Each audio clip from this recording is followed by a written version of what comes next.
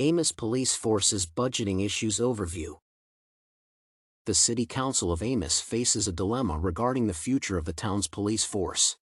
Across the past 42 years, Amos has had its police department that ensured order and enforced law in its territory. The town's force has only 9 people, of which 6 are constables, and the rest are the chief, dispatcher, and secretary. Yet, its existence continues to require increasing funds from the budget of Amos. By now, the police force's share of the town's annual budget has reached 30%, and the numbers continue to grow. To understand the root of the budgeting issues faced by the town, the 1992 financial statement has been analyzed. When comparing total receipts between the planned and actual statements, the miscellaneous category shows a serious discrepancy. In terms of expenditure, most of the categories show higher spending in comparison to the budgeting expectations. However, the expenditures on training and administration and safety and prevention are actually lower than projected figures. The highest discrepancies are in traffic control, and the chief of the department notes that overtime payments to constables during holidays are also considerable. This point is important for the time, as major holiday events are required to pass in peace for the well-being of the town, which is why it cannot be easily eliminated.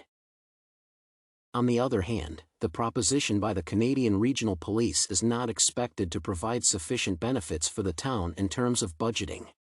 With the base annual fee of $325,000 and an additional $10 per citizen, $55,090 in the case of Amos, the base expenditures for year 1 will already amount to a minimum of $380,090 if CRP is selected. The overtime for CPR officers will also be higher, $40 against the currently projected $31.50, which may prompt the City Council to reduce coverage during special events.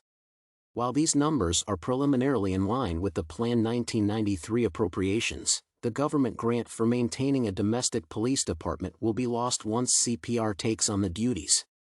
In 1993, this implies a loss of over $130,000 of potential budget funds. Therefore, the economic benefits of hiring CPR instead of the Amos police force are not evident.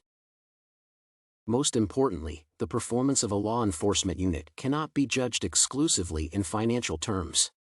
Should the town of Amos hire CPR services, there will be no permanent headquarters in the area. While this implies that rent expenditures will be eliminated, the response time will also increase. The provided comparison of performance between Amos Police, CPR, and average nationwide police statistics shows that Amos Police Force shows excellent results in incident response and crimes solved. Local constables know the town and its community, and this connection is an important aspect that helps Amos Police meet its objective. Thus, such a replacement will negatively affect the safety of the community. In this regard, it is recommended to focus on improving the current operations to optimize the spending figures. Despite the chief's concerns, the automobiles in Amos Police's possession should not be replaced instantly, as they are not particularly old. However, the technical component of their work can be enhanced by new equipment. Since traffic control is currently the most serious expenditure, the town will benefit from automated traffic control using cameras installed on key roads and intersections. Instead of sending officers to patrol them, one dispatcher can monitor the situation via video equipment. The number of cruises can also be improved, as one of them is currently in the exclusive possession of the chief.